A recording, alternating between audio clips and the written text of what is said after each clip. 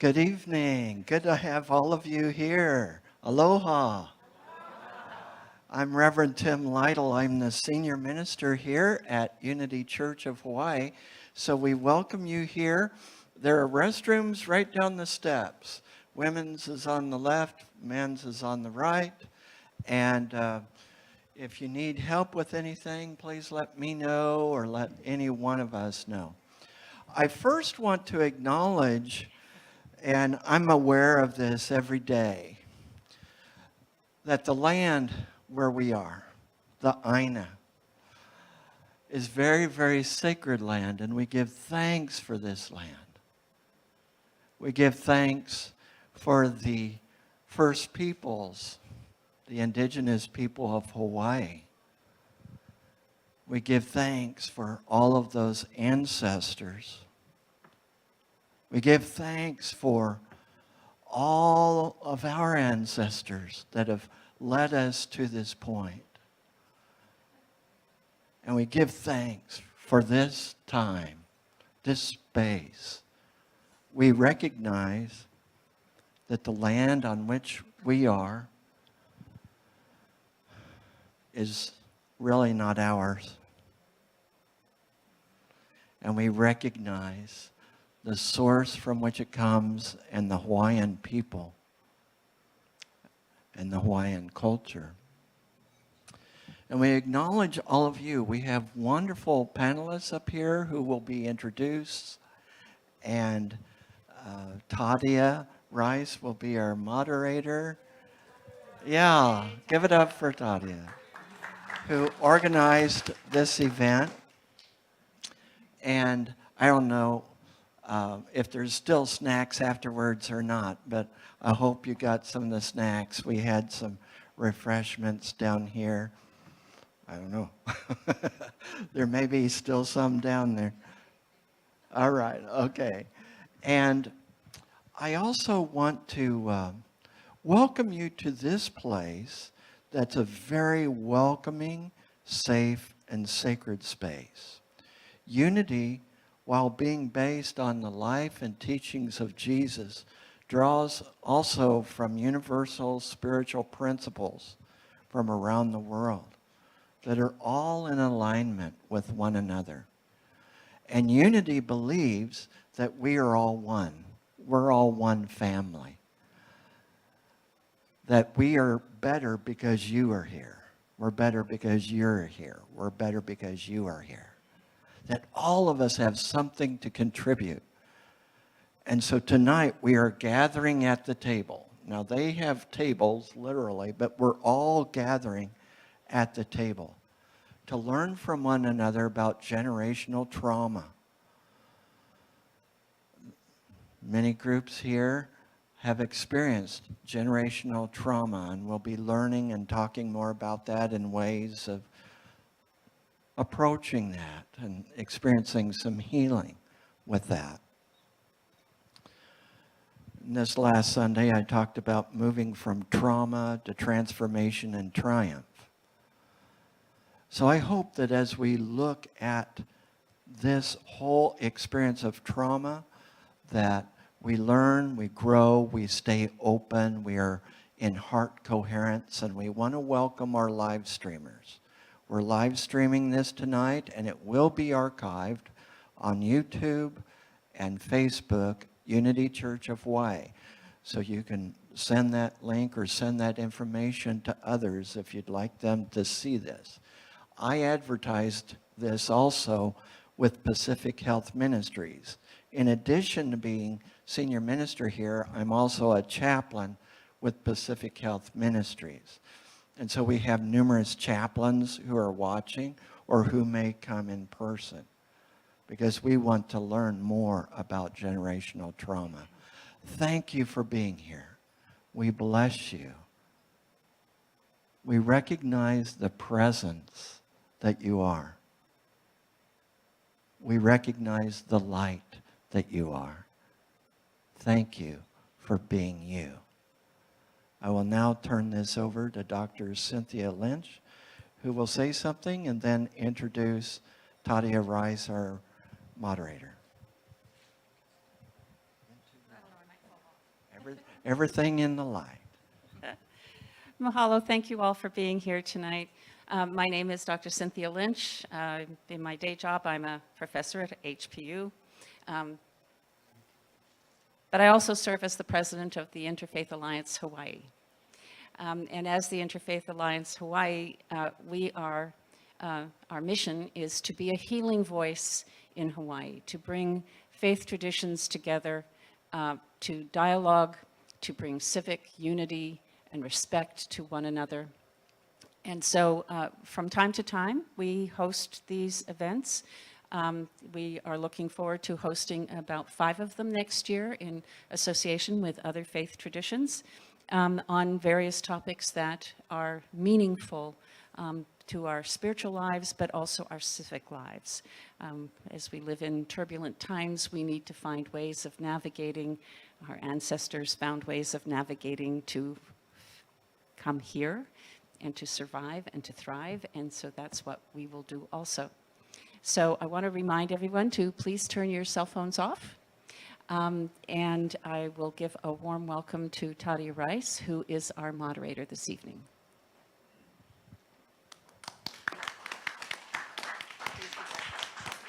Thank you, Cynthia. We're all being very cognizant of the steps. I'm famous for falling down them. I would like to open the evening with great gratitude for having you here with us. It's very special when we do come together, especially because we are varied faith traditions, maybe no faith tradition, maybe multiple faith traditions. It's okay, and it's really lovely. And what I'd like to do, let me set these down for a moment. Before I introduce our speakers, I want to just ask you a few questions so that I can put the evening in context. I'm wondering how many of you feel you have experienced generational trauma. You don't have to answer unless you really want to, but if you feel you have, please raise your hand. I think everyone probably would answer yes to that. And do you find yourself reliving that generational trauma from time to time? Do you find yourself triggered by certain things that happen that remind you of the trauma you experienced that has stayed with you? Do you often feel on guard, paranoid, on watch, vigilant? Do you feel numb or detached from people or activities at times? Have you noticed a significant change in your interest in important activities? Are you irritable or have episodes of outbursts? Have you been feeling more sad or depressed than usual? I have. Last week put me over the edge. Do you feel that you are unable to remember important parts of historic events? And do you feel like somehow your future might be cut short? These are all symptoms of generational trauma. And it's very important that we address them. The good news is you can heal. You can heal generational trauma. You don't have to keep it. It doesn't have to be yours. I'm going to go through very, very quickly a PowerPoint presentation, very briefly.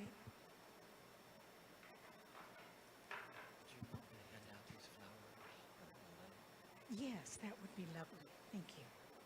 I would appreciate that because I can't get, yes, but not yet. Not yet, Tim. Not yet. Sorry, we're winging some of this. Generational trauma is something that we want to understand. Let's see if we can get the PowerPoint going.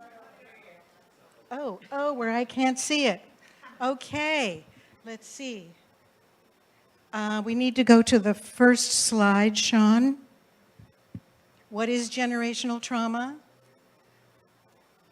Very quickly, generational trauma is a very brief explanation. There it is. That's it. The impact. I'll let you do the reading. I won't read it to you. but this is what it is. The reason you need to know what it is so you can do something about it.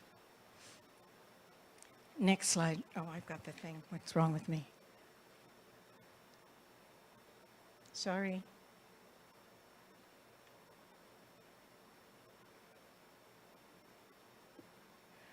There is intergenerational trauma as well as generational trauma.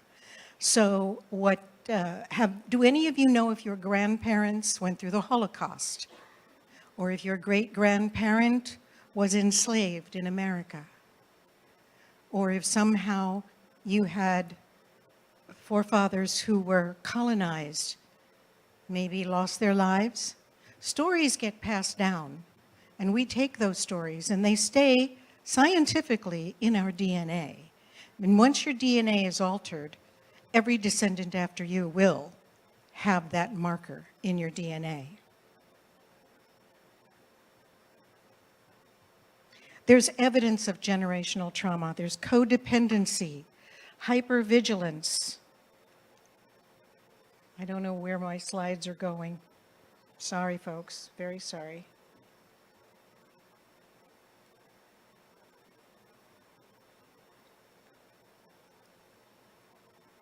This isn't what I'm seeing, but that's okay. Evidence of generational trauma, codependency, difficulty trusting others, mental health conditions. We know by the level of homeless people on our streets that mental health is a big issue, and it all ties usually to childhood. That is generational trauma. Drug use, alcohol fetal syndrome, unhealthy attachments. I'm sorry, I can't really see the screen from here. Okay, let's see if I see this one. Here's the symptoms. Take a look at these symptoms. If you have any, raise your hand. Any one of these symptoms, any two. Hands are up.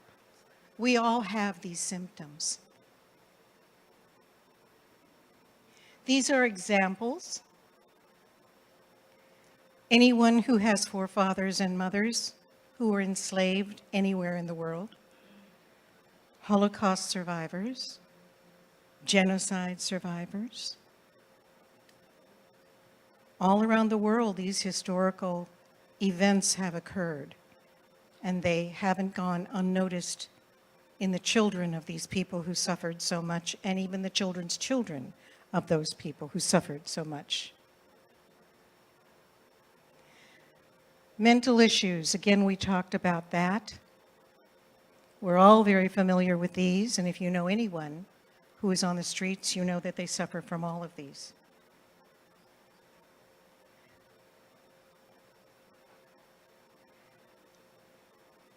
So we're going to talk about how to heal from generational trauma. Let me move on because something's not working here. Thank you. At this time, I do want to introduce you to our panelists, and if you don't mind if I sit, I would be very grateful. I want to tell you first about Meliana Aululi Meyer. Tim? Would you stand while I introduce you? This is someone very, very special. Meliana is a deeply respected and long-standing activist, artist, educator, learner, seeker of beauty, healing, and wonder. Her passion has always been about exploring and living the arts in all forms. Meliana is a Salzburg Global Fellow and a fellow also of the East-West Center and the Asian Pacific American Leadership Institute. She says that it's the cultural contributions from diverse experiences that have enriched her life.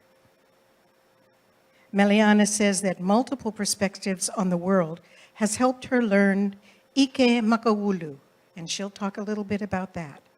It's a Hawaiian knowledge that means how to see, how to feel, how to learn, how to recognize, how to perceive, experience, be aware, and understand. And she has done that through her remarkable, unique art. Meliana is a true creative problem solver with an insatiable curiosity. And we are thrilled, Tia, the Interfaith Alliance of Hawaii is thrilled that she has recently joined our board as one of our members, and we welcome her. She's a remarkable, remarkable person. If any of you know the Myers sisters, you know that she comes from a line of Native Hawaiians who have always been remarkable and are historic. Her ohana has centered around community healing and building through arts and education by creating opportunities for empowerment and excellence. Meliana is also a filmmaker, a muralist, and ideator who welcomes challenges and paradoxes in the hopes that together, kako, a Hawaiian word that means all of us, we will find answers to the world. After Meliana speaks, our second panelist will be Warden Estella Durr, who's now, well, Professor Estella Durr. I know this glamorous-looking woman, born and raised on Kauai, is very deceptive to look at because she was a nearly 30-year prison warden. Her career was wearing, what do you call that you put on me that day? The SWAT suits.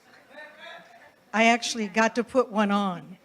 It's so heavy, and her gun, and her baton, and her radios, and her keys, through the Federal Bureau of Prisons. And she's been right here in Hawaii and Honolulu, and also 3 other states where she served.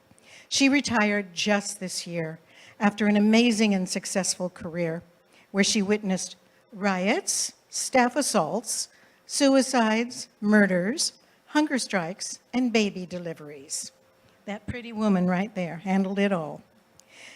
She demonstrates amazing resilience and an amazing faith over fear. I've been to the Federal Detention Center. I've met her staff. I've seen the inmates, and I've seen how they respect her. She walks through the halls, and everyone respects her. It's quite unusual. She says her career was built on the backs of her parents and family and people who believed in her. Now that she's retired, not really, she's lecturing about criminology and criminal justice at Chaminade University as well as Hawaii Pacific University. And she's mentoring the next generation of leaders in corrections. Estella is one of the most inspiring people I know, and she is also a board member of the Interfaith Alliance of Hawaii. Please welcome her.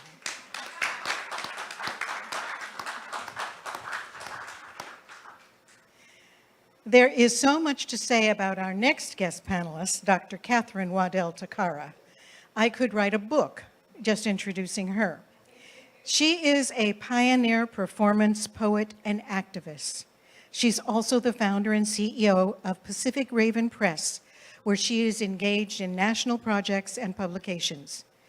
She taught and developed Black Studies in the Ethnic Studies Department at the University of Hawaii, and later transferred to interdisciplinary studies, where she continued to develop new courses, including Africana studies. Dr. Takara is the author of 11 books of poetry and has published over 400 poems in literary journals and numerous academic articles. She is the winner of the BCF 2010 American Book Award. She continues to write, and she publishes over 20 other writers.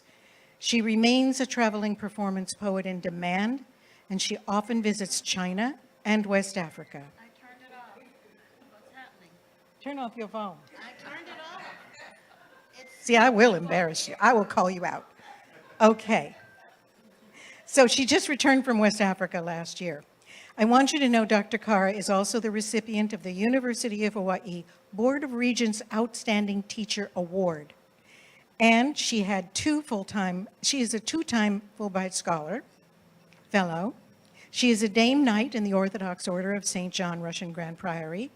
She has received the NAACP Lifetime Achievement Award in Education and African American History and Culture.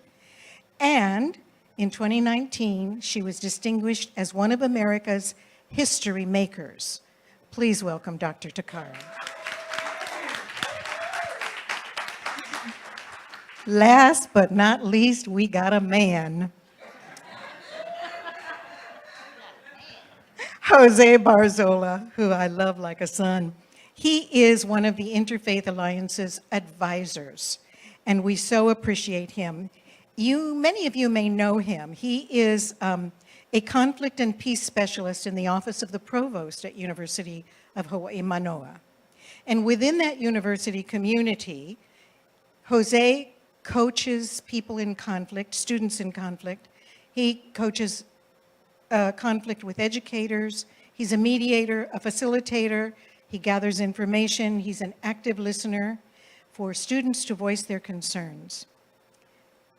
Believe it or not, he has been in higher education and a higher education administrator with over 20 years of experience and success in academic administration, but he does not look like he is old enough to have that. And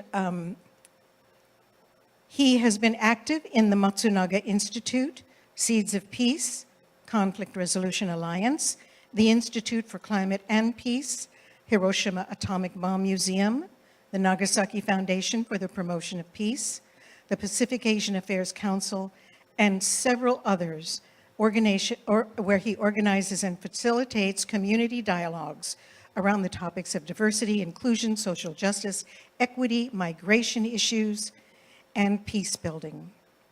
As an immigrant to the United States himself, Jose brings a unique perspective that is critically relevant, especially during our current polarized political climate. Please welcome Jose Barzola.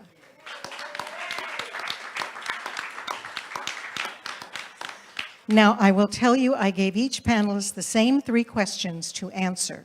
So in their commentary, they're going to answer each of those questions from their own perspectives and research. So I take it, I'm getting off the mic now and turning it over to Meliana Meyer.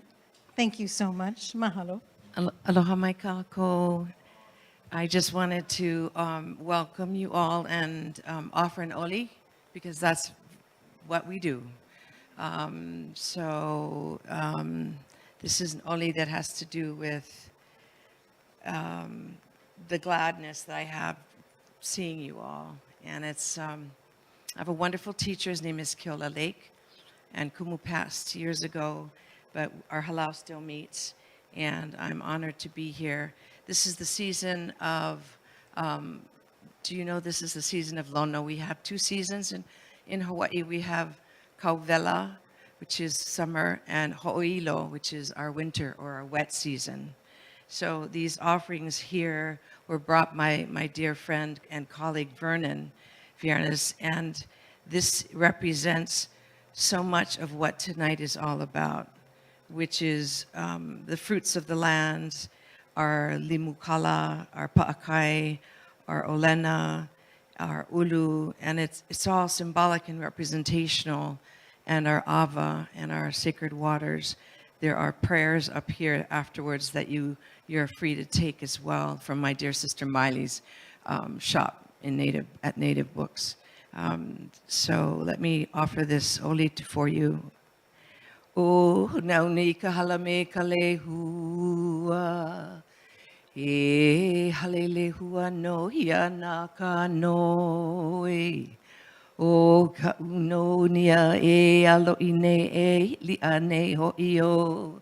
Tai hiti mai ti puno o hiti pume ke alo. Ha, aloha e, aloha e, aloha e. Mahalo. I'm pleased to be here for so many reasons. I'm here because of Pilina. Pilina for Hawaiians is a very important concept. It has to do with relationships. It has to do with knowing and friendship and trust. So tonight is important for me because I am an educator, most importantly, and an artist, but my work in community has to do with not only healing, but with empowering and giving our students and our community members agency, or letting them feel that they are supported in the work that they are doing. So Tagore is one of my favorites, and I'm going to share a quote that that I love, and this is Rabindranath, the poet himself. I slept and dreamt that life was joy. I awoke and saw that life was service. I acted, and behold, service was joy. So I was raised like that in a family that was very Montessori, actually. And I have to say, believe it or not, I have a 45-year-old son, and he actually came to Unity years ago when I returned to Honolulu. And so I actually have a fondness for this place and the kindness that they've offered to our family. This is important for you to know because community works like that. And I think over here is, not yet, is going to be Sean, could you please a mural that you'll see. put up the mural? And the reason I'm going to be showing that is because Tadia, in the meantime, is going to remind me of the questions. But I wanted to bring this book. And see, I get to bring books because I'm a teacher, so these are some of my props. This is an important book because my grandfather signed it when he was 17 years old. This is the Ku'e petition. 38,000 Hawaiians signed this document against annexation. And you need to know that we are indeed living in the 50th state, but also in an occupied country that continues to be occupied. And this book is proof of an annexation that never happened. And I will pass this book around because it's so beautiful, because you'll have a sense of what our ancestors said no to. We said no to this annexation that was imposed on the people of Hawaii. And you know, I was very touched yesterday. A very dear friend of mine at church said to me, "Thank you for letting us be here."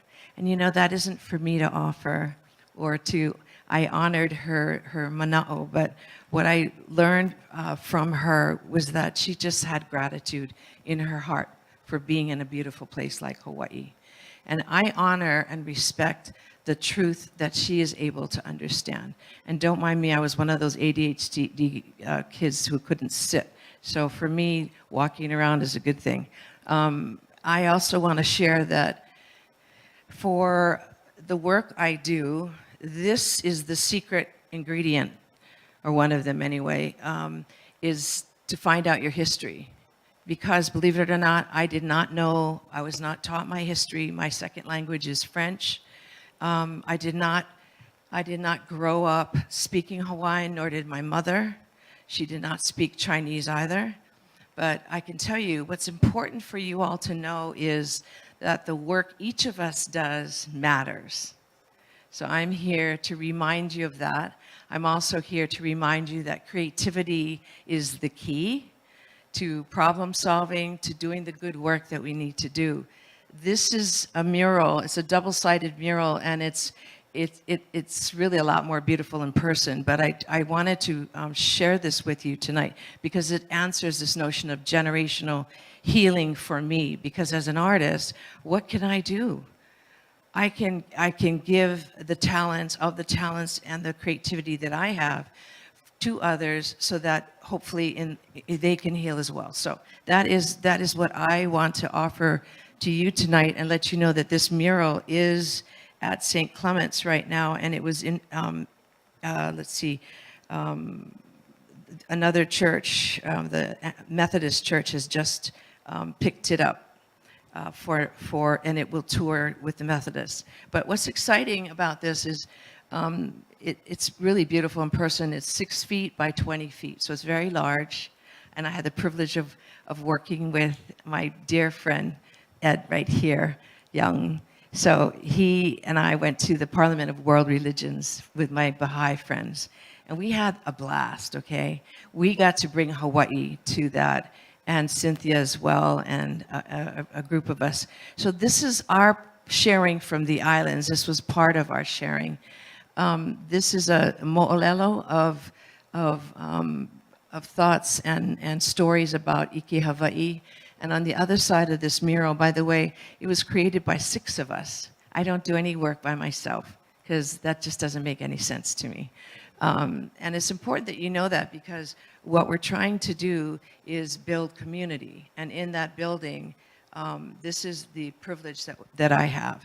So I just want to share this with you. Historical and cultural trauma looks like this for 6 artists. And I wish it were a lighter, because the colors are a little off, but that's my slide. But to see this today, I worked with my beloved friend Vernon this morning with his staff and organization. They help in our community. There's so much need in the Native Hawaiian community. All of these impacts are felt very heavily because there is such a loss of not only the language, but health disparities, higher rates of chronic disease, and that impact in terms of generational trauma is really problematic, because we have limited access, not only to health care, but a deep distrust. As many who have had issues with the United States and its historical abuses and things, we do have a great distrust in not only the medical fields, but in education and in the prison systems. So my dear sister here will share with that as well. But the impact of this dispossession is really what I would like to also share. It's an issue that is compounded by low socioeconomic status and lack of access to available services. So I was a lucky one. My grandfather graduated from Yale in 1904. And so from high school at 17 at St. Louis, off he went because someone saw that he had promise. So off he went to Michigan and then Yale. So in our family, although I never met him, it wasn't if you were going to college, it was where and when. Education always played a really important role in our family. And because of that, you know, I've got 6 siblings. We all got educated. So that's just the way that went. I find that that's a gift and a privilege. And with that privilege comes a great deal of responsibility. And you all know that everyone has opportunity and gifts to offer, but for me, that was a very big charge in terms of how I grew up. And let me just read this, because this is Aina Aloha, and Aina really does not just mean land. Land is the most literal meaning of Aina. The most important thing for you all to know, which is about healing, is that Aina actually means I, that which feeds you, na, Aina. So if you think about that, then you understand why for Hawaiians, in terms of healing, the land is so important. And so this is also work that I do to try to make a difference in our communities. So I've worked in the shelters, the prisons, with organizations all around Hawaii. So this indeed is my passion. So let me just read to you from this flyer about the mural. Complications and paradox, hypocrisy and denial all plague those involved in the story of Hawaii and its history. Having become more than a painting, the mural has become an invitation and an offering to the community, an earnest attempt to explore historical trauma, loss, theft, horror, and silencing, loss from deaths of loved ones and from the restriction of cultural practices, horror at the wholesale devaluing of a people's way of life and the silencing that went along with the banning of language. I just want you for a moment to imagine that tomorrow you're going to be asked to speak Swedish. Swedish, what a beautiful language. Talar ni svenska? Nej? Yeah. Okay. Good. That's the only sentence I know, because I didn't want to study French and I just picked the tape out of the tape lab and it was Swedish. So that's the only Swedish I know.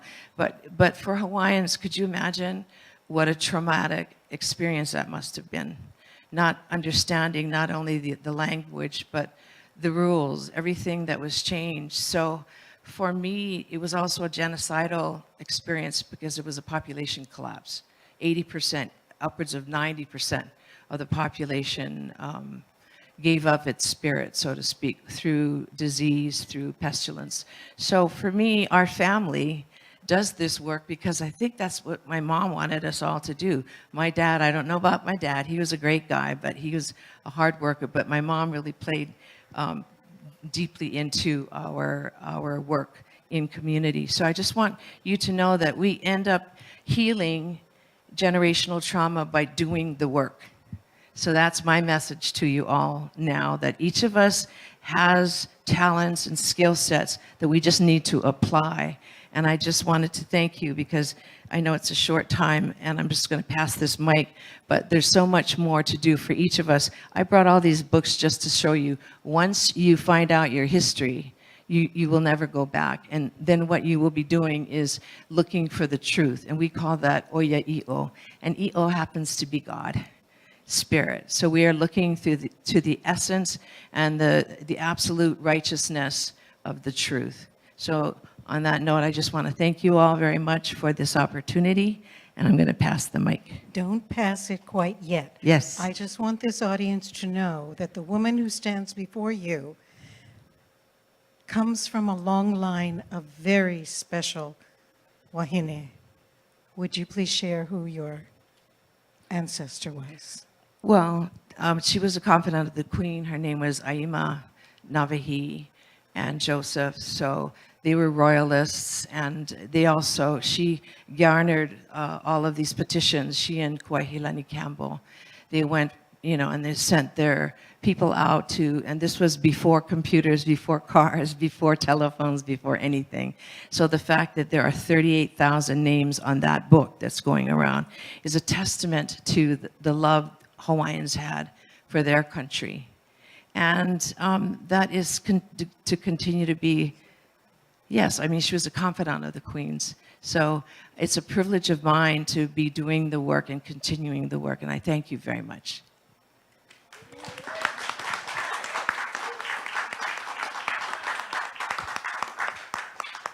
Well, thank you. My name is Estella. I'm going to sit.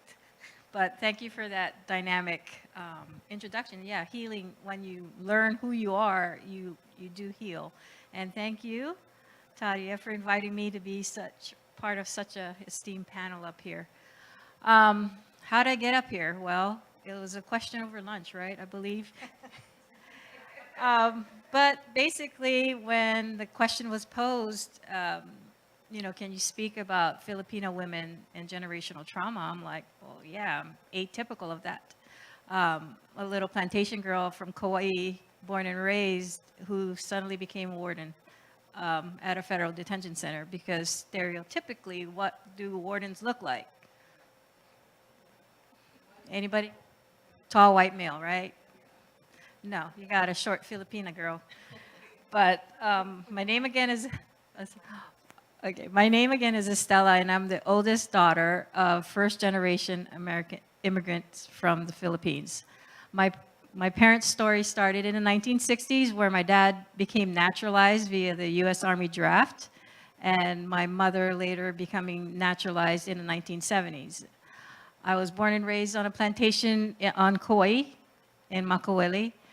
So there, my brother and I learned the values of kapwa, or a shared community and Filipino humanity, and bayanihan, where the community comes together to share in chores and basically living. It takes a village, right, to raise children. So that's the lifestyle my brother and I grew up with, which we thought was normal. My parents were able to navigate through the American maze,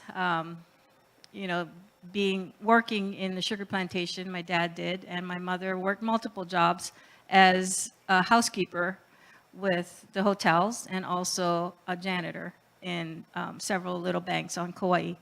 So, you know, with the economy, they took whatever jobs they could do to help show or build a better life for their children and for their families back home. Because for most Filipinos that immigrated to the United States, basically their work is also for their families back home.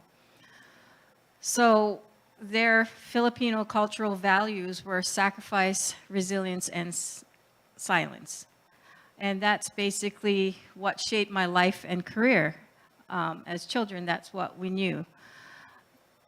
These values taught me to prioritize my own needs, my family's needs over my own needs growing up. Family always came first, and sometimes it was at a cost of my own emotional well-being. For us, TV was a great teacher, right? For kids, we come home, we watch, we sit in front of the TV, and you see this typical American family, and they're talking, they're hugging, they're showing emotions that for us as children, we never really experienced.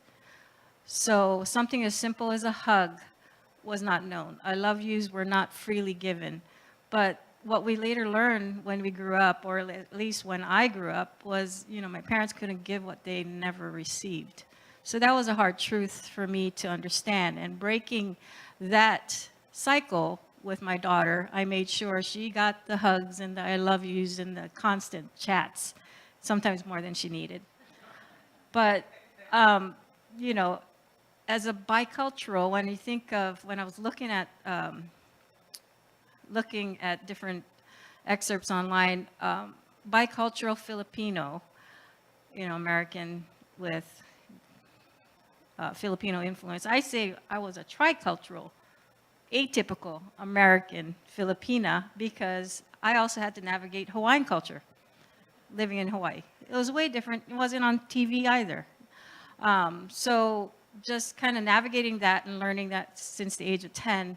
And now I'm 58, I'm still learning and still trying to figure it out. Thank you, Tadia, for helping open my eyes on this. But Filipino women tend to get stereotyped. They get put in a box as submissive or even as mail order brides. I experienced that firsthand in Pennsylvania, believe it or not, because my husband was a military man. So that was an interesting introduction for me that racism exists or stereotypes exist. And anybody that wasn't white was pretty much brought over to the United States to become naturalized or be part of American citizen. Until I opened my mouth when I was asked, did I like being in the United States? And I said, yeah, I like it very fine. I'm a graduate also from Chaminade University. So just navigating through all of this, mental health was not typical. Seeking help for mental health issues was not something natural for the family. In fact, it brought shame or hia. So through hia and pakikisama, or enduring things in silence, is what we learned. You suffered in silence. So things, you know, my brother and I were learning the American way, Hawaiian culture.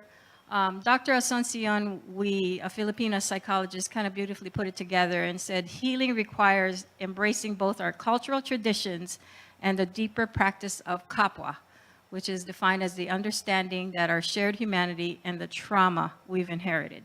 So we have to kind of come to terms to that. Like you said, learn a little bit about yourself.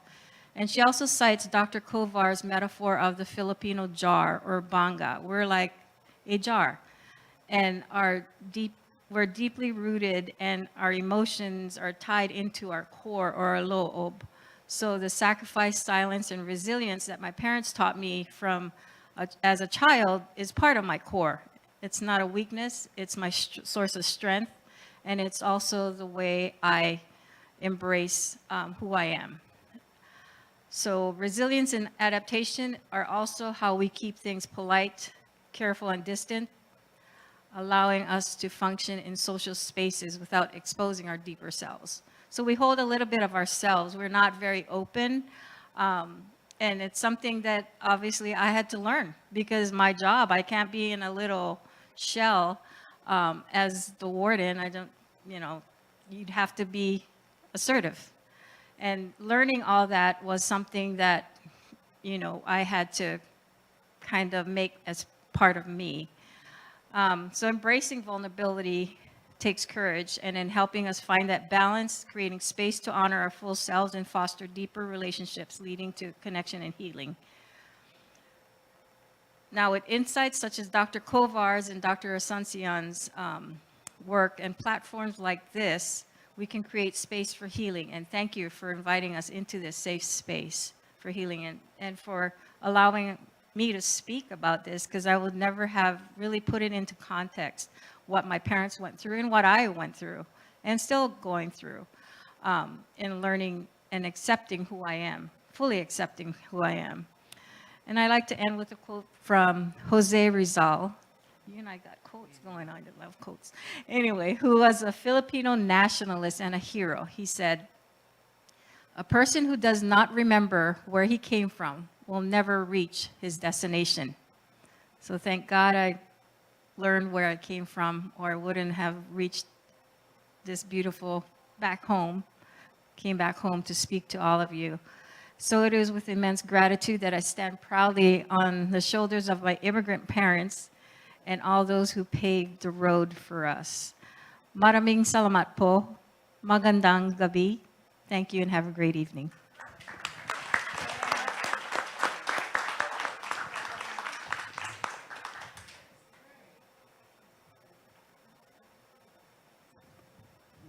Hi, I'm Catherine Takara, and I think my story, I think I'll tell you a story, is a struggle. I was initially perplexed a little bit at this topic, generational trauma, and the more I thought about it, the more it fully engaged me as I remembered not only growing up in Alabama in Jim Crow, and there was violence and some things that I'm not even going to speak about today, but I thought that I would address my talk in terms of the generational trauma of the women of our family. And let me just say, as has been said by the two other women speakers, that our history, our language, our culture was pretty much destroyed in the slave trade. The history that there was ever anything dignified about pre-slavery was not available. And so I was blessed to come up in a university town, and so there was a sense of some Black history. But there was a shame of Africa because of how Africa was portrayed as a savage place, no dignity, disjointed from Egypt and all of this kind of thing. And so there was always this tug of identity as to who I was. But let me go back. So I'm going to start only on my mother's side, because that is where I think more trauma is. Although on my father's side, there was Native American Cherokee, and that's trauma, but I'm not going to deal with that. So on my mother's side, there were two plantations in South Carolina. There was the Young Plantation, and there was the Chappelle Plantation. And of course, the Chappelle Plantation was French. And interestingly enough, my mother became a French professor, and I did too for a while. So it's just funny how those things, without knowing at the time anything about the plantations or ancestry or anything like that. And so somehow or another they got together because the plantation owners were having a ball, and the servants, and they were house servants or house slaves, and the house slave was usually a light-skinned Black person or a light-skinned mixed person. And there were more favorable living conditions for the house slave, and there was a closer relationship with the master, and so that accounted for a lot of the light-skinned descendants, but marriage was illegal, so everyone was just like in sin, if you want, if you will. And so they came together, and then the slave owner moved to Lowndes County, Alabama, and set up a new plantation. And what was interesting was, years later, generations later, my cousin, Sammy Young Jr., or the fourth or the third or whatever, got involved in the civil rights movement, voter registration in Lowndes County, Alabama, and he was later shot in the back of the head and killed for trying to go into a white bathroom. But I'm not going on that part of the story. I'm just letting you know that there's been a lot of trauma. So, oh, and the man was let off free one night in jail. So, all these light-skinned women on my mother's side got educated because the son of the slave owner who had these sisters bought them a property in Birmingham, outside of Birmingham, and a house, and they were able to become teachers. So we have a long history of teaching on that side of the family. But there's so many stories, so much trauma. So there was a cook, and there was a field hand. And the cook was light-skinned, and the field hand was dark-skinned, and they had kind of a thing. But the master, the owner of the home, son, wanted and was having relations forced with the cook. And so her boyfriend killed the guy that was the son. And he fled from Louisiana, that's where they were at the time, to Alabama. And then another similar story happened where his best friend's wife was being put upon by a white man in Alabama, and they killed him. So then the family fled to Cleveland. And in Cleveland, my grandmother, Maud, oh, it's such a long and complicated story. But anyway, my grandmother, Maud, for her second husband, because her first husband died in Tuskegee. Why? Actually, he died in Pittsburgh. Because he was educated as a chemist, and he couldn't get a job as a chemist. And so Maud, my grandmother, was very ambitious, and she said that he should go north and get a job. This was about 1918, 17, like that. And so he went, the family went, and he got that 1919 flu or whatever that deadly thing was, and died. And the family blamed her and took my mother and my uncle and the brother away from Maud and decided they would raise them in Tuskegee. Now, all of this is very traumatic. So my mother, who was brilliant, always felt, number one, abandoned. Why? Because her mother, Maud, in Cleveland, had a dalliance, is that a word, a dalliance, with her husband, who had a boarding house, and he was also a postman. And she broke it off, and he slit her throat. This is my grandmother, my immediate grandmother, on my mother's side. So my mother was left with her father dead in Pittsburgh from the pneumonia or whatever that thing was. And then her mother with the slit throat, who had already been, she had been taken away from her mother because her mother was a bad woman because she had been responsible for the death of their favorite son in Tuskegee.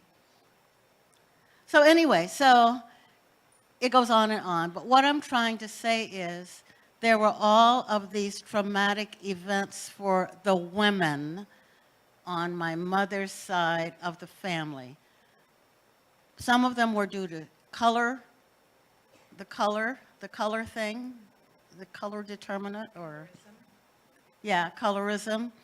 And then other things were probably just the place, the circumstances, the times, the sense of identity. I mean, how do you feel proud when you never learn your history? I mean, you might learn your personal history. You never learn your language. I mean, the language was taken, the culture was taken, the sense of history was taken, all in this transatlantic passage. Have I talked too long? No, you can wrap it. Okay, please let me know. So when I was thinking about all of this, and with my daughter, I have 2 daughters, it made me begin to wonder about myself and the choices or the conditions that were at play in my own life. I married a civil rights worker who happened to be white in Alabama. We met in Alabama. We were both going to school on the East Coast. And his father was so hostile to our getting married that we had to have a guard at our wedding because he was coming. Said he was going to come and kill us. And he had also, before we got married, threatened to have him put in a mental institution. So after we lived in France, I had this fellowship, this Fulbright.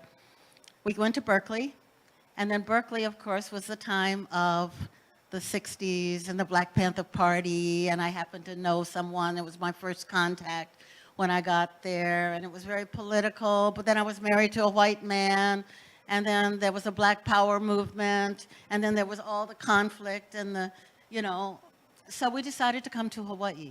He got a job at ELNE School. I started teaching at a place called Hawaii Loa at the time. Now it's Hawaii Pacific. And we started our life here. And it was pretty smooth until I got divorced, or we got divorced. But, we're friends. We were friends. And then I married a local Okinawan Japanese guy.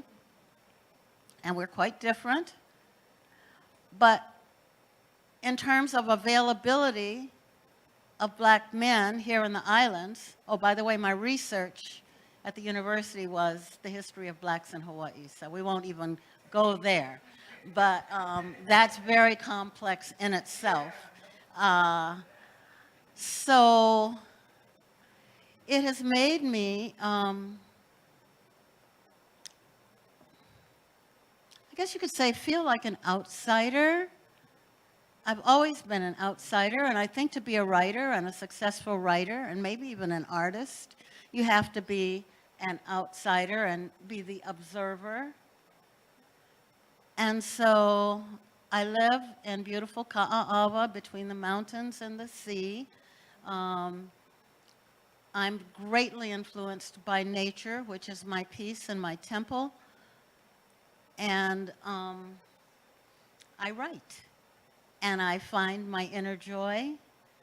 And I am ever so grateful to be in this place and with the people I have been blessed to meet and who have supported me and loved me as I them. And I think that's just such a disjointed, abbreviated, tiny bit of my life. But there has been trauma, and it has been generational. And I think that all of those women's stories have definitely influenced who I am. And I grew up thinking I was really ugly. That was another thing, that was another trauma. Number one, you're Black, you're ugly, you're you know, you're inferior, all of those kinds of things. And so it's been a struggle of overcoming, truly. And I think it was when I was probably about 38 that I had a breakdown, not a nervous breakdown, but a tear breakdown, when I realized that all of my boundaries in Alabama, I mean, all the streets in Alabama led to a violent place. Every street, every highway, I could only go so far and feel safe. So there's been a lot of trauma, and I don't have that feeling here. And thank you so much.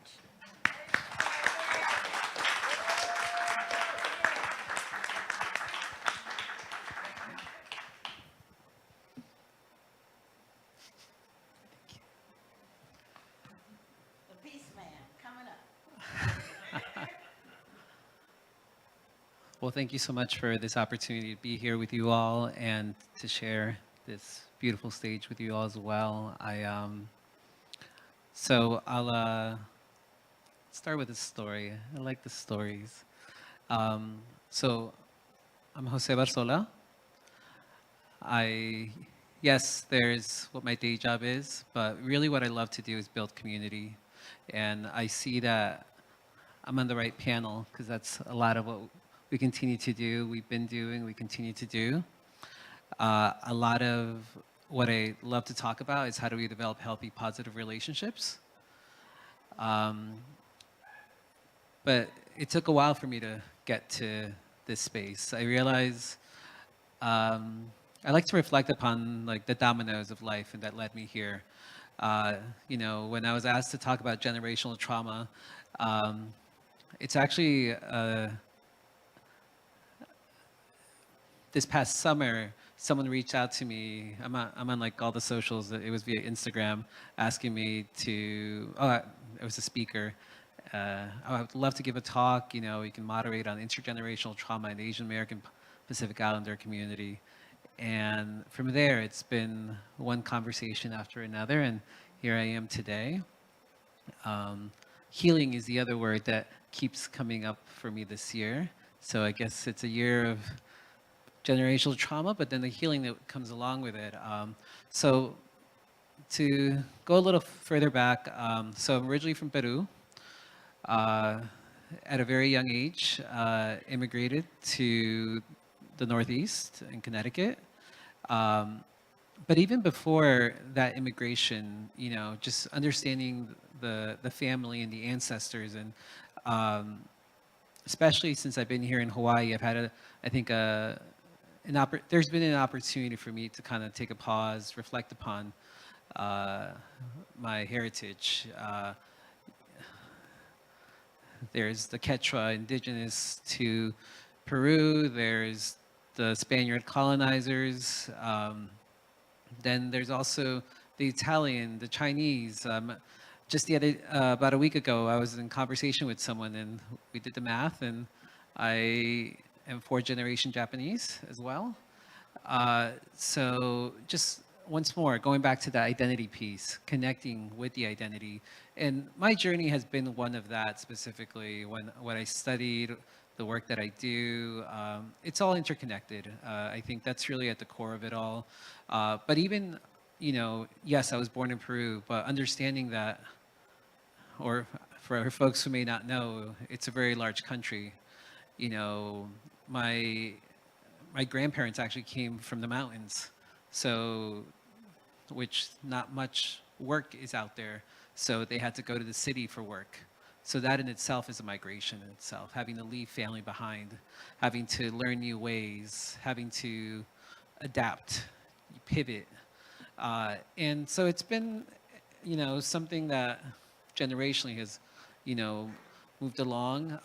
Yes, have ancestors from Japan and China and Italy. And so I can only, you know, have heard light stories here or there, but once more displacement, more mental health, more the taboo of not being able to get those resources. I will say I'm forever thankful for family and, you know, the opportunity to migrate to the United States, and just because similar to Miliana, it was never if you go to school or college. It's you're going to college, figure it out, and finding those opportunities. From growing up in the inner city where it's like, oh no, there's better education in suburbia, so we're moving to suburbia. We'll figure it out. To understanding that, like, oh, I'm the token in this school. There's nobody else that looks like me, and it actually wasn't something that I realized till much later. I realized how important it is to have the modeling, the role models out there. So a big portion of my experience has always been, I move into a space, I observe, and then I slowly figure out how to navigate the space. And partially just because it's,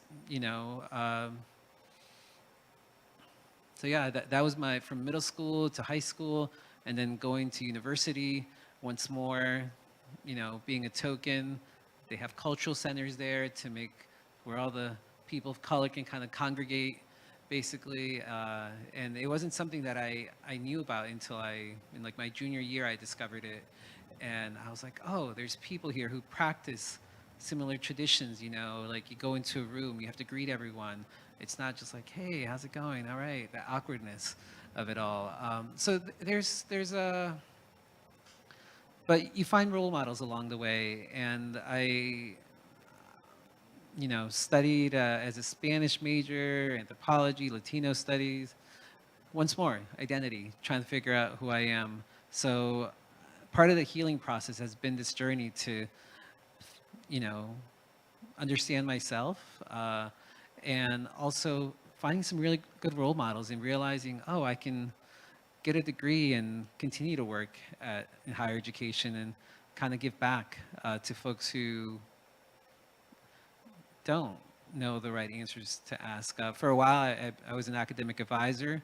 My philosophy has always been provide more information to students than what they're asking, because I think folks sometimes just don't really know what questions to ask. And so it's been a lot of the, like, an official caretaker, try and provide those brave spaces for folks to grow. Also just being in community, being, doesn't necessarily mean that I was searching out for other Latinos or other Peruvians. Just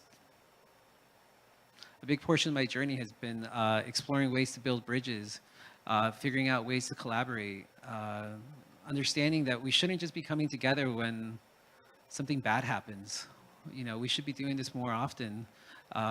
It takes a village to do everything, and it's important to build on that village and be inclusive of it and provide spaces for folks to thrive. And so even today, so yeah, I was in Connecticut, I was in Massachusetts for a bit, New York, and then ended up here about 9.5 years ago or so. Once more, just observing, taking step by step.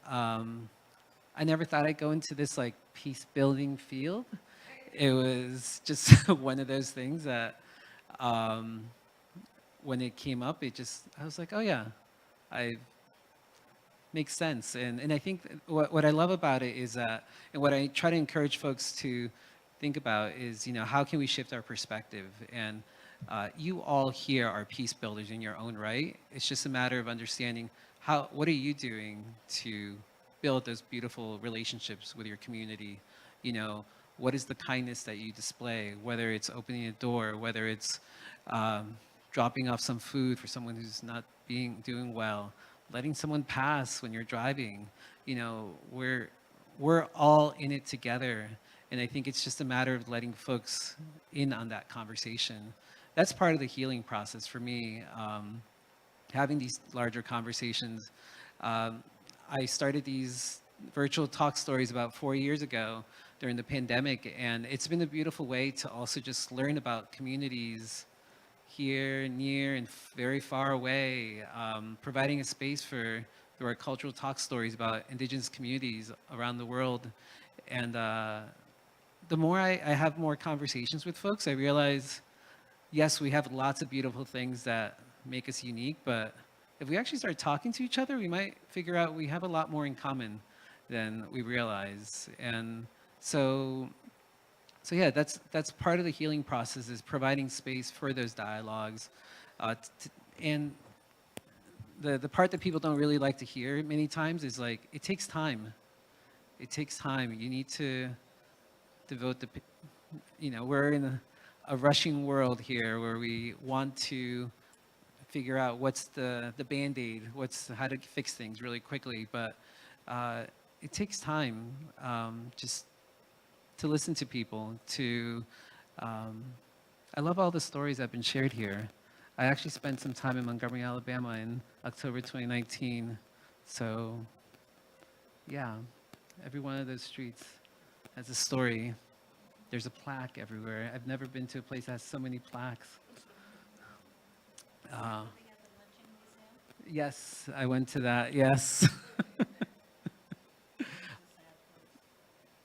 Yes, if you're spiritual, it's very. Yeah, what I loved about my trip there was we actually did after we visited, we came together as our group, and we had some facilitators that guided us to be able to process the emotions and what we experienced, which I think, once more, providing that space for time and discussion and healing, which, how many times you've gone to a museum and you're just like, all right, let's do lunch.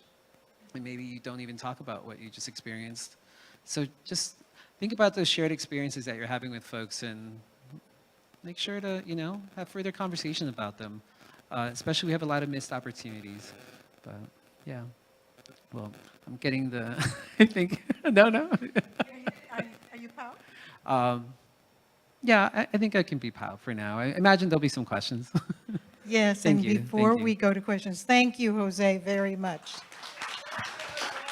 And I just want to mention, when you think about generational trauma with immigration, put that in the context of war, because many people are refugees from war and have to go through these kinds of adaptations that just is so difficult.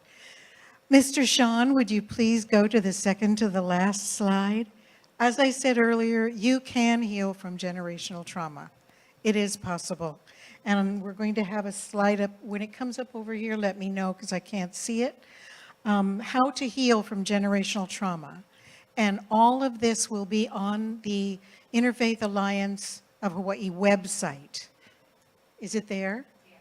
Okay. So here's 6 ways to heal.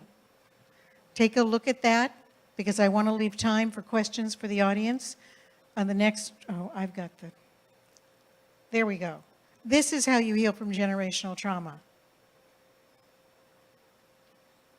All very doable.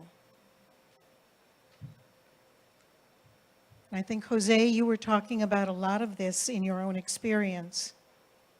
And this is what we all have to do to find the healing. So has everyone seen that? I'll move on to the next slide. This is also how you heal from historical trauma. Jose, you mentioned some of this. Connect with people who are strong in your culture. Find support. Grieve over the losses you've experienced, because that's what trauma is. Loss and impact. Acknowledge your feelings and experiences. Talk to other people. If you need to talk to professionals, do so. Just talk about it. Don't hold it all in. So now I would like to open the floor to questions of all 4 speakers. Cynthia, did you have a question?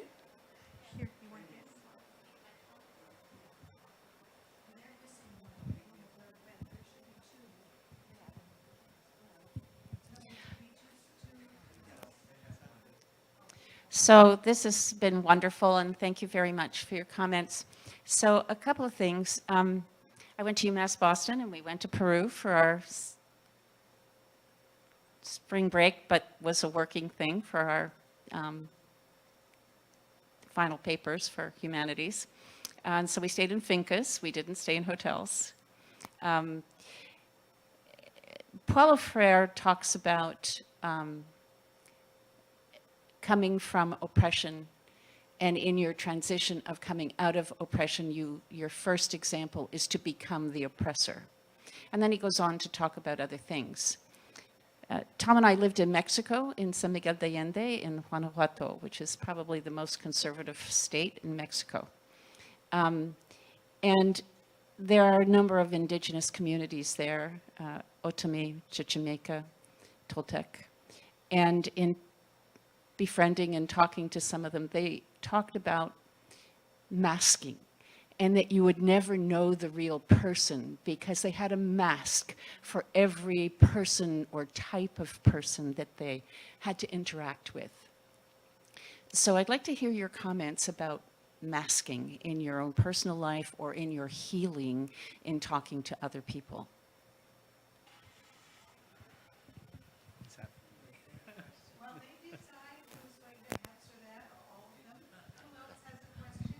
Yeah, I'll jump in on that one. So we tend to that's code switching nowadays. But yeah, it can be masking because, sometimes I refer to that as code switching, and a lot of it comes down to the way I dress. You know, we had a conversation about microaggressions last week, one of the events I was doing, and how much of our society influences the way that we showcase ourselves, you know. One example I give is, you know, growing up,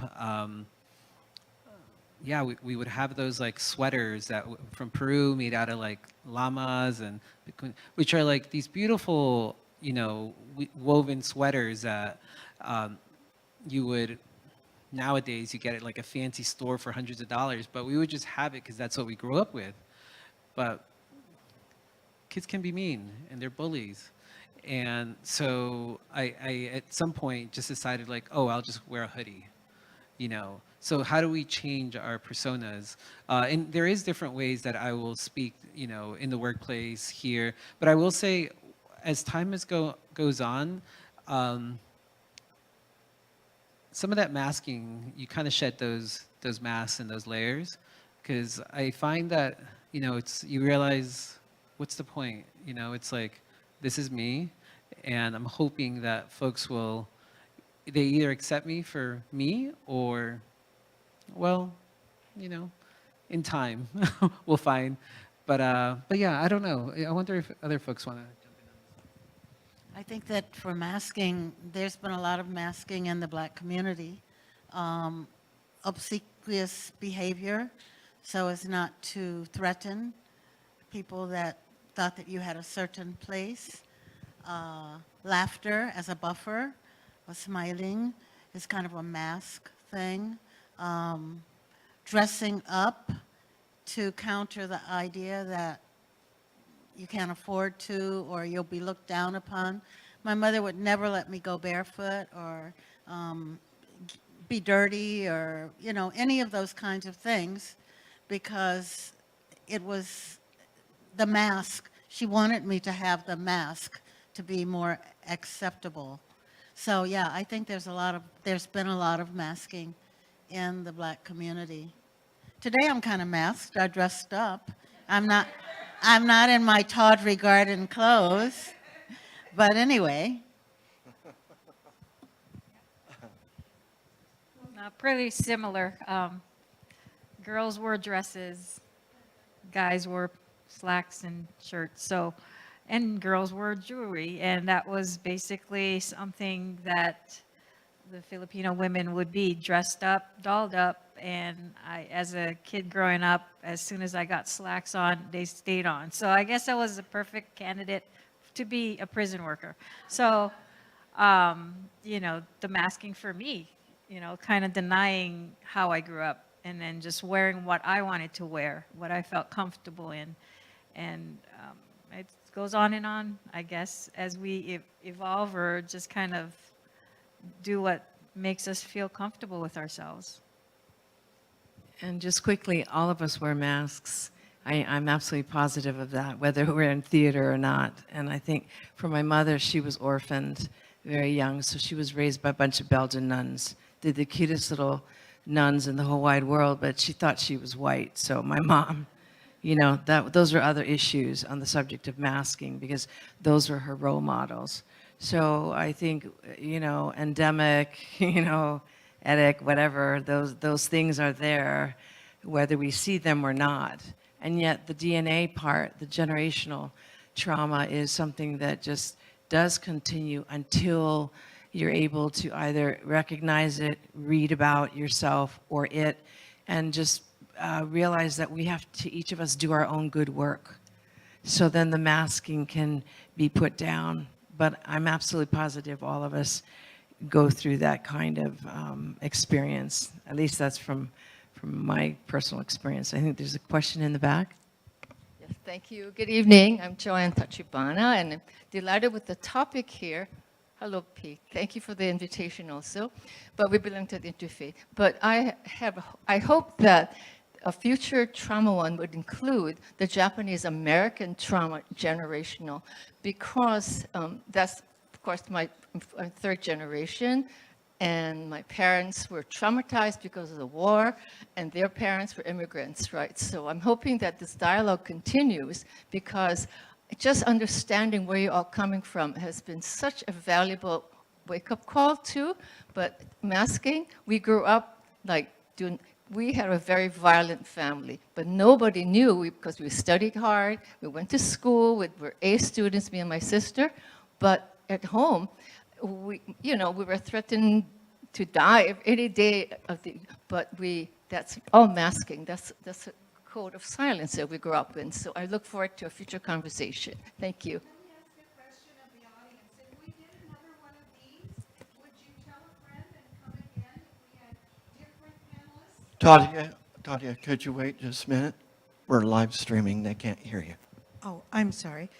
If this was interesting to you and valuable to you, and we can only do 3 to 4 panelists at a time, would you come again if we did generational trauma with different ethnic groups and different subjects? That's a good response. Okay. Thank you. We will do so. Now, does anyone else use? There's a question in the back there, and also Marie Ann. Allison, hi. Hi. Can you hear me? Okay, thank you. This question is for Estella and Miliana. Estella, kawaii girl, mini hoonies, yay. Generational trauma has obviously been around and maybe something very known in mental health communities, but it's only been relatively recently, I think, that it's become much more, not common knowledge, but there's been more of an awareness. And in the incarceration community, there's a higher percentage of Native Hawaiians, is what I understand. So my question is that being addressed, the generational trauma that they have experienced, from not the annexation or even from Captain Cook, that whole tragedy? Ooh, good question. I can also just say that there are women's groups now that are doing really progressive, extraordinary things.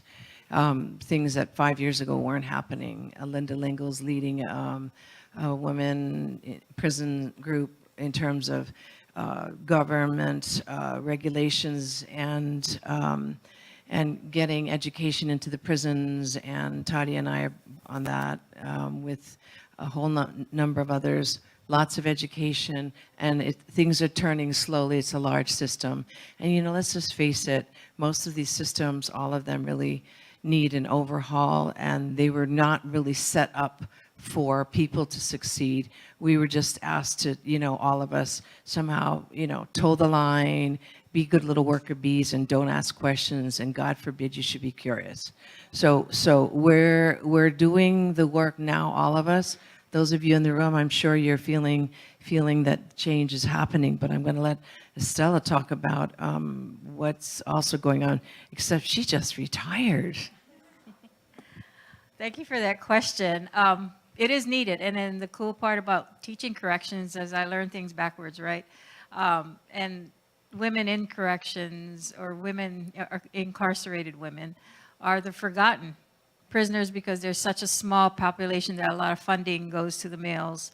But now there's a shift because of it's a needed thing. You know, women, incarcerated women cause trauma for the family because they're the caregivers. So when you lock up the caregiver, who takes care of the household and the children, right? So to address that, we do have psychologists, but what's needed is more of a local for Hawaii, because what I find beautifully in the Hawaii prison is that the inmates here retain a lot of their culture. When they go to the mainland, they kind of lose a lot of that because they have to assimilate. But here, they're more open to talk story, and they're more open to share their stories. And the groups that we've had, Tadio was gonna be on part of our volunteer group, but I retired, so the push. But we do have other group-led classes by Pua Foundation, and also other groups that come in, and the counselors also do healing groups. So when I sit through those healing groups, it's nice to hear their stories and how they openly learn how to journal, how to do simple things so that they can forgive themselves and become the mother when they're released and the person they want to be when they're released. So it gives me some hope that we are addressing the need that we have to recognize there are females that are incarcerated and they have unique issues and concerns that we need to address, or the cycle is just going to keep bringing them back. And I always say as a warden, the vacancy sign stays up, but we don't need you here. And that's what I tell them every time I graduate a class. I was like, you know what? There's always room for you, but we don't need you here. We need you out there. So thank you for that question. Oh, hi. Hi. This was going back one because just this morning, I know you can't see it, but I saw this post in a grief group that I belong to, and it's just somehow hit me really hard. And in hearing you talk about masking, it's this guy smiling, if you can see that, and all it says is, it's scary what a smile can hide. We all mask. Let's see, there's some back here. There, here. I don't know.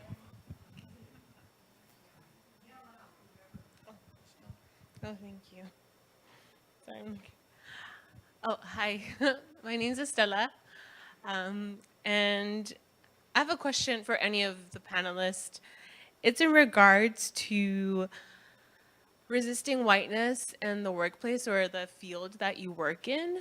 Workplaces and institutions in this country call us to model behaviors and attributes different from our own as people of color.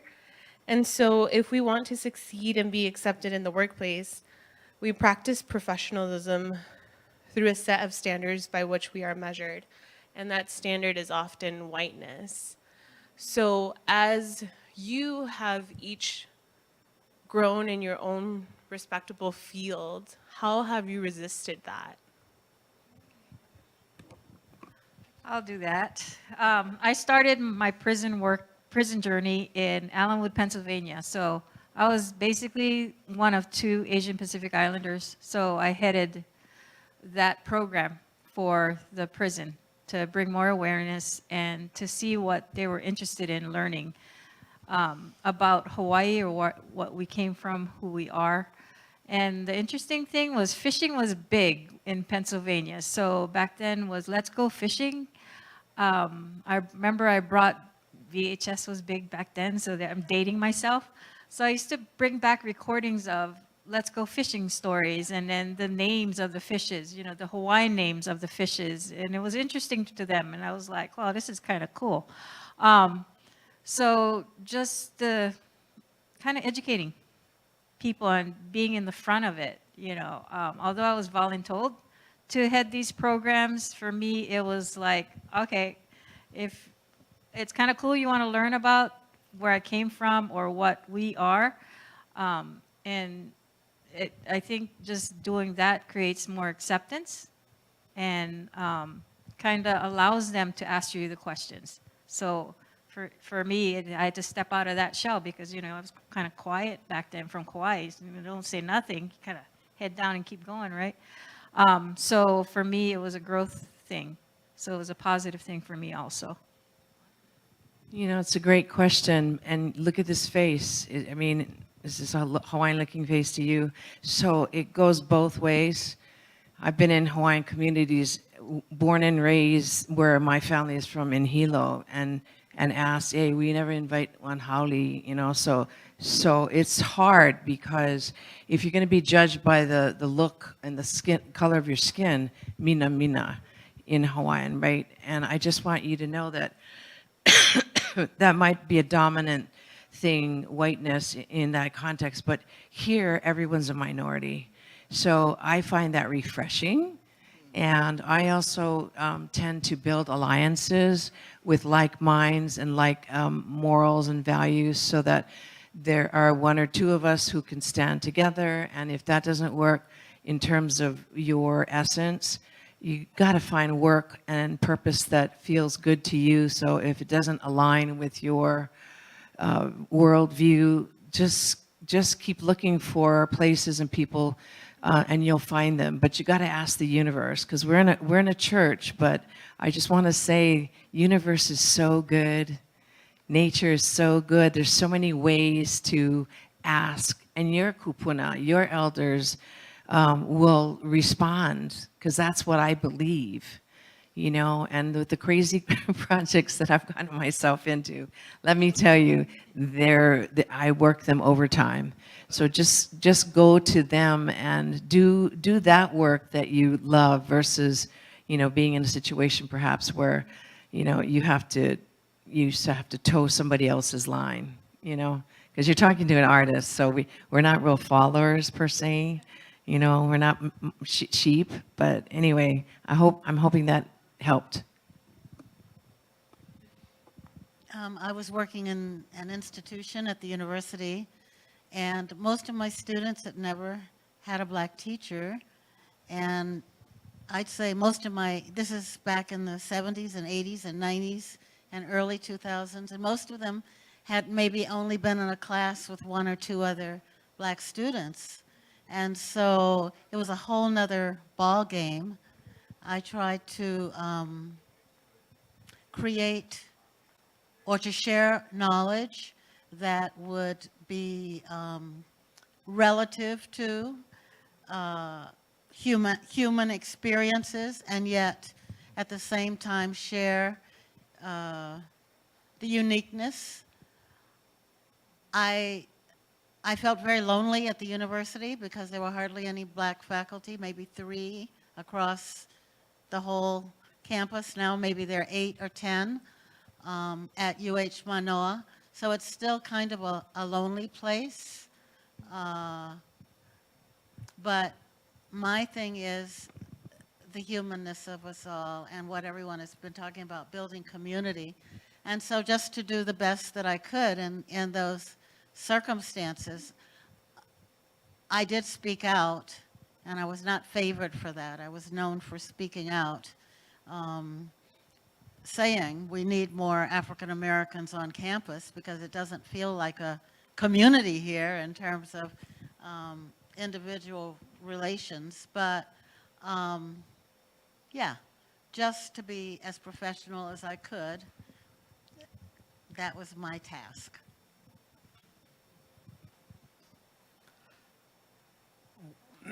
One way that I go about this, I introduced myself earlier. I try to go with Jose Barzola, the original pronunciation of it. I never know who's in the audience, but it normally tends to spark a conversation later on, where maybe somebody out there might go along, and actually share the real pronunciation of their name as it was given, as opposed to the anglicized format. So there's little things that we can do, you know, that brings comfort and brings also your heritage with you along the process. So, and I don't think that's so much like, you know, creating civil disobedience or anything along those lines. I add an accent to my name because that's what it has.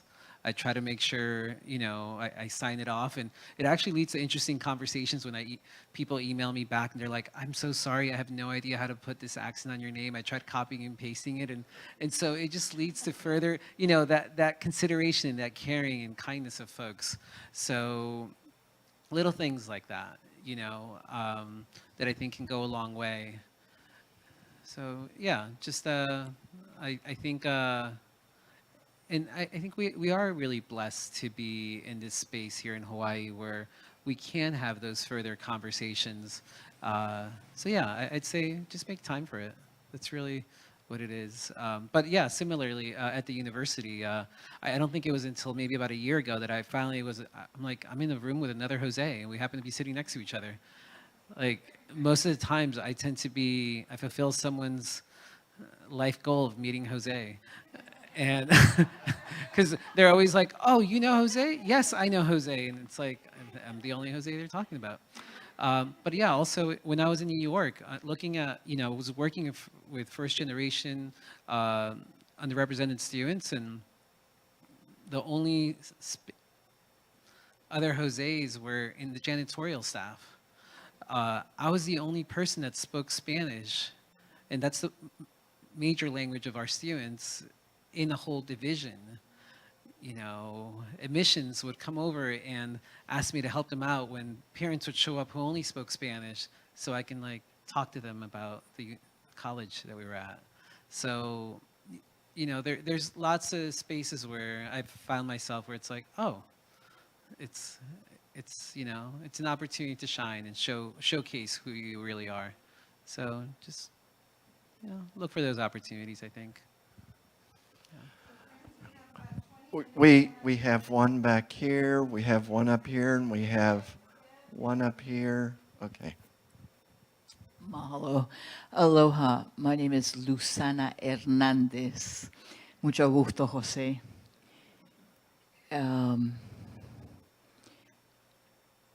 Hawaiian values of aloha, of ohana,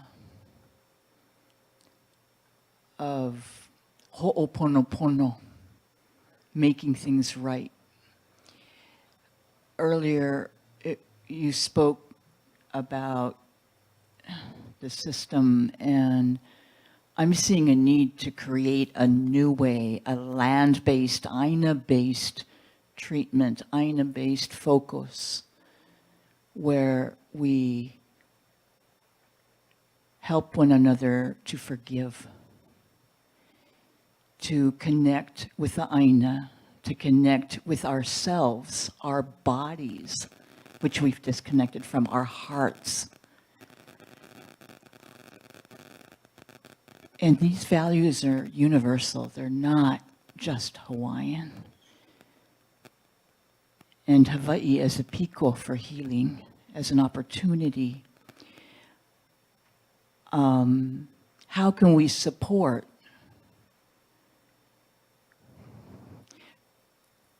aina-based programs, aloha-based programs for all staff as well as those in need? Mahalo. Oh my goodness, I want to let you know great things are happening. There are so many great programs. I was with my sister, and it's Aha Aina, Pono Aina. There are so many. Please support Beloved Ma'o Farms. They just were given acreage out in Makaha. So, you know, all of these programs need funding, need extra support, need us to talk about them to our representatives. And those letters make a difference, phone calls make a difference, and volunteering. I mean, I can't tell you how many AINA-based programs there are. going on in the charter schools. Because that is a principle that is so important. We honor her as mother, and she is sentient, and that is it, And so this is really coming into the fore. I'm so glad you brought that up, because we want to heal, we have to connect with the land. And then if she forgives us for everything that has happened to her, then we will heal even more, because, there's some really great things. I just wanted to reiterate that. All you got to do is Aina Aloha. There's a summit this Thursday called PO, and all of these things are Aina based. So up at the university and in the community. Good question. Thank you. Thank you. We have one here, and we have one there. You had your hand up. Okay, thanks. Aloha, if I may, just put two questions on the table, because I don't expect both of them to be addressed. First question was, takeaway I got from generational healing was it's a process of self-knowledge, collective knowledge. My question is if there's any advice or mana'o in supporting generational trauma in keiki. Keiki that, long historical narratives may not be appropriate, but, processing feelings that they don't have words for. So if happen to have experience with that, I welcome any mana'o, any advice. The other question I have was kind of a visioning question. These days it's kind of trendy or popular, the idea of being trauma-informed. So we get trauma-informed healthcare, trauma-informed poetry, trauma-informed correctionals, right? Trauma-informed this and that. My question is this: do you think there's any areas that we have not explored or have not really been pushed to be trauma-informed, and what that field might look like if it was trauma-informed? These other things outside of the ones we've been talking about, healthcare, but other parts of life, whether it's political or otherwise. I don't know, it's just kind of a visioning question, what that might look like. But those two questions on the table. Mahalo.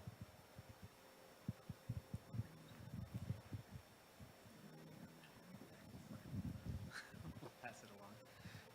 So, so one thing I learned at an early age was to provide a voice. So as far as youth, I was provided the opportunity to speak at a young age when the elders were speaking, even though some elders may have not wanted that. But I had support from other folks. And so I would say provide that space for young keiki to be able to share their voice. Just, have those open-ended questions, provide that time to listen to them. I think I just from my own kids, I continue to learn and realize that as adults, we make things a lot more complicated than they tend to be. My 3-year-old is at the why stage. And so when she keeps asking me why, I realize, oh, I'm not explaining it well. Your other question, what was the other question? About, trauma. One area of trauma that I yet to hear anyone talk about is COVID. We went through a global pandemic together, and no one wants to talk about it. We just rush to business as usual. We're here meeting in public, in person. We've all, talk about something collective that could unite folks, unite a world. And we went back to, unfortunately, our old ways, our old divisive ways. And I think there's so much that it's such a missed opportunity for a shared experience to learn from that from each other, to have further conversations about that. That's one that I've yet to find folks talk about.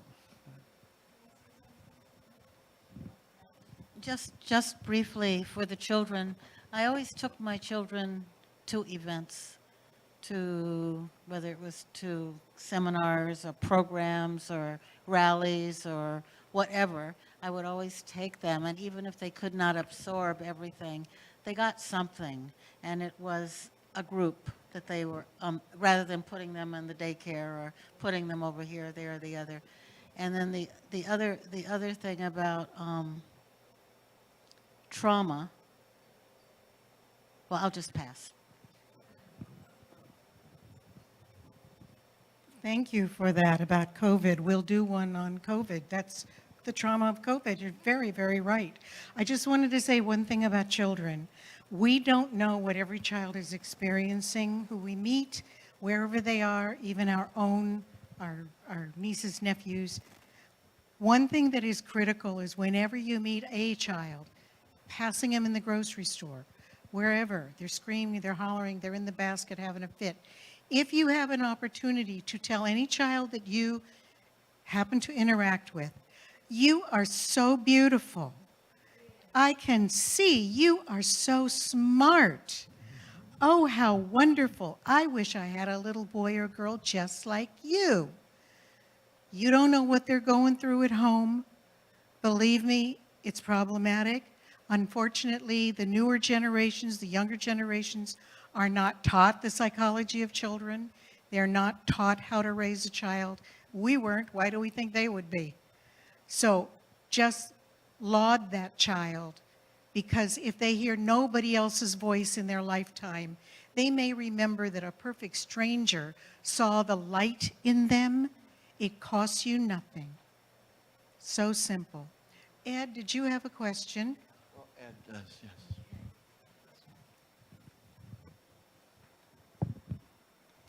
Aloha, Ed Young, and I just want to thank the panelists. Excellent.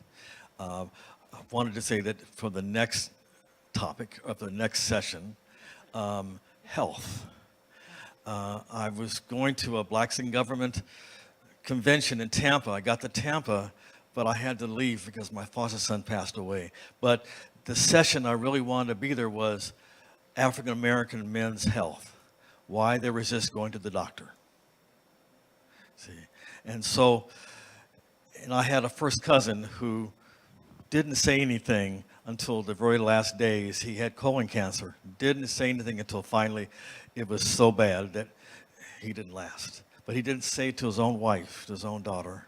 And so we have trauma that comes from the decisions or the holding back and of course mistrust of doctors, you see. So hopefully that'll be the next one because it's a huge topic. Mahalo.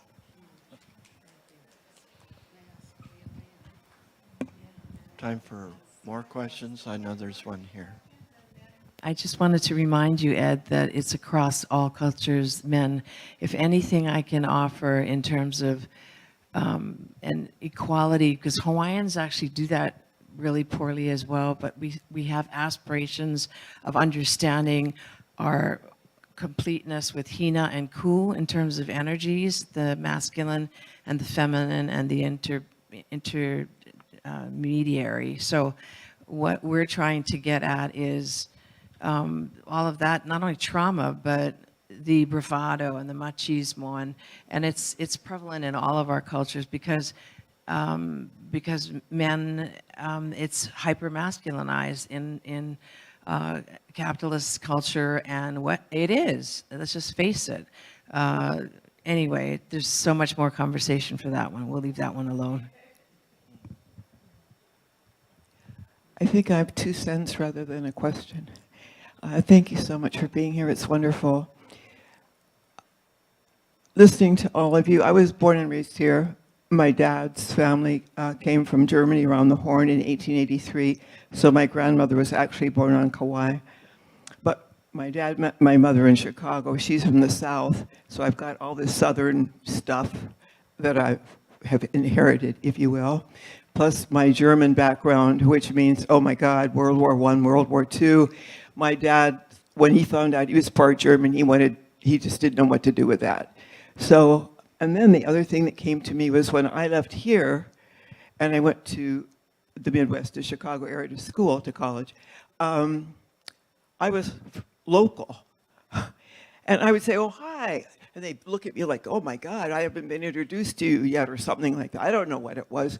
But I would say hello or goodbye to people getting off the elevator, and they would look at me like I was a strange creature. And so that was traumatic. And I did the hula, so I guess I fit in as hula Hannah or something. But it's like it's every place. It's every place. It isn't just black or white or Oriental.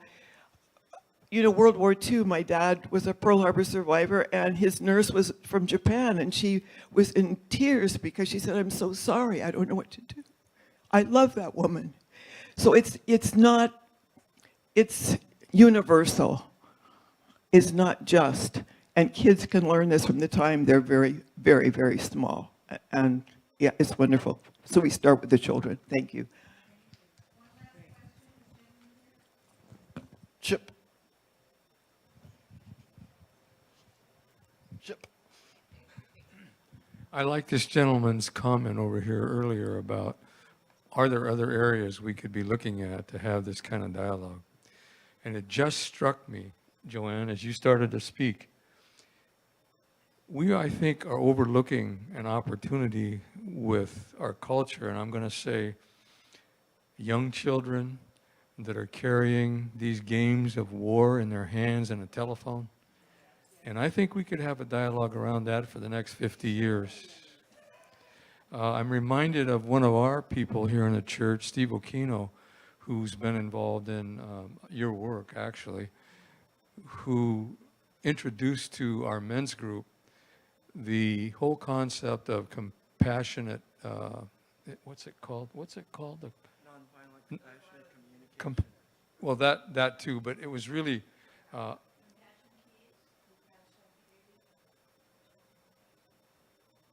no, it's a one-page statement by like more than 80 religions that met for a year. Say it again? Oh, anyway, Steve introduced us to that, and I reminded him of it the other day after the election period, that it might be a good place to go back to because it really speaks to all religions around the earth to be more compassionate, to treat our children a certain way, to give them guidelines that really can raise them into a whole nother level of leadership wherever they are, whether it's here in the islands or in the Marshall Islands or wherever, you know. So I think we have an opportunity to maybe have a dialogue about that whole approach. Thank you. Your suggestions are wonderful, and we will take them back as we develop 2025. Every other month, we will have a panel similar to this. I'm not sure where, but I am so grateful to Unity Church tonight and Reverend Tim for allowing us to use this venue. Thank you. And I want to thank our panelists, all brilliant, remarkable people. We will try and keep this up. I think we have some food left so that when we close, you can finish whatever there is. And in the meantime, I think Reverend Tim has something to say. And we thank you very much on behalf of the Interfaith Alliance of Hawaii. Thank you. Thank you. And on the table out here, there is a bowl. If any of you wish to, if you can, if you can afford it, if you wish to help support some of the costs of this meeting tonight, you can just place your gift in the bowl out there. It's been an honor. Thank you all. It's been an honor. And thank you all. And thanks to those of you who are watching online, because we want to truly build a world that works for everybody. Thank you and have a wonderful evening. And again, there's still some refreshments down the steps and into that building over there. All right. Mahalo.